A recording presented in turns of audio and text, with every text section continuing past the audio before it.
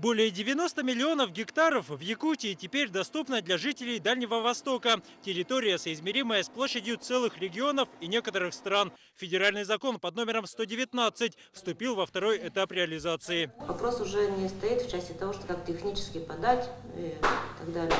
Вопрос стоит в самом выборе земельного участка, и все спрашивают, где?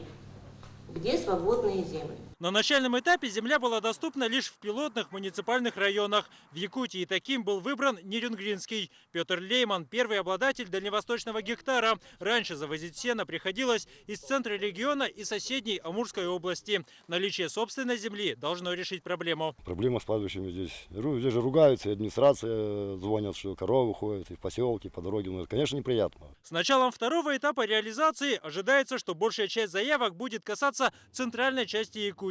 Земли здесь более пригодны для ведения сельского хозяйства. Но эксперты предупреждают, в столице региона и на участках в пределах 20 километров от нее гектары не предоставляются. Здесь, в районе 38-го километра федеральной автодороги Вилюй, проходит граница буферной зоны Якутска. От города до этого столбика земля неприкосновенна. Участки можно получить отсюда и дальше на запад. При этом ширина свободного участка всего 15 километров. Дальше идет земля родовых общин. На нее действие закона тоже не распространяется. Исключение касается и особо охраняемых территорий. У нас получается в городе Якутск 341 тысяч гектаров.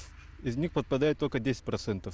Как распорядиться землей – дело каждого. Круг занятий ограничен лишь российским законодательством. В администрации Якутска говорят, особый интерес у жителей вызывает сфера туризма. Это предпринимательство в области охотхозяйственных каких-то отношений, да, достаточно часто были вопросы создания туристических зон. И, в общем, мне кажется, для города это, наверное, даже было бы очень позитивно, если бы именно в таких целях использовали участки. На первом этапе в Якутии было подано свыше 200 заявок. По этому показателю регион на 3-м месте на Дальнем Востоке. Ожидается, что теперь желающих будет гораздо больше. Уполномоченные специалисты наготове во всех районах республики. Было обучено больше 200 человек.